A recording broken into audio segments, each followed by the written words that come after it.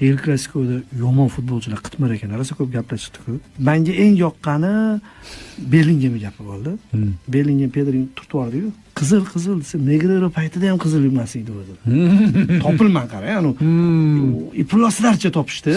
Kulib gapirgan, hakam ham kulgan. Keyin Vinicius bilan Yamal urushib ketdi-ku. Boshda quchoqlab yurdi. Yamal o'zi Vinicius yaxshi ko'rgan ekan.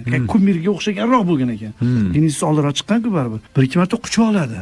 Yamal uni akasida yurgan edi. Anaqa Vinicius.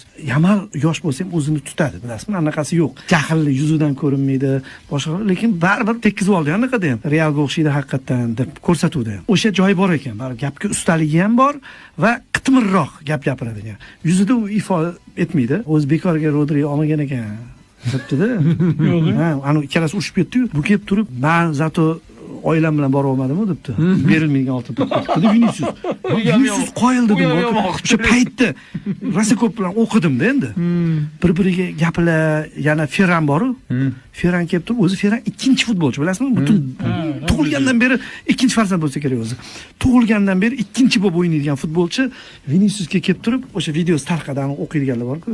Vini debdi, "Nima penalti tepmay qo'yding?" debdi. Ya'ni ikkinchimisan degan. Chunki Mbappe tepib turibdi-ku. Oxir payt penalti tepmayotsa, boshqa desa, Vinicius ham jinnini yoqqanda, "Yo'q, men bu bilan ishim yo'q, hozir Mbappe tepadi" debdi. To'g'ri aytgan, boshqa degan, lekin men o'zi Ferransan dedim.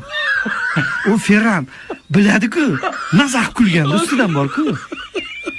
O'zi Ferransanmish.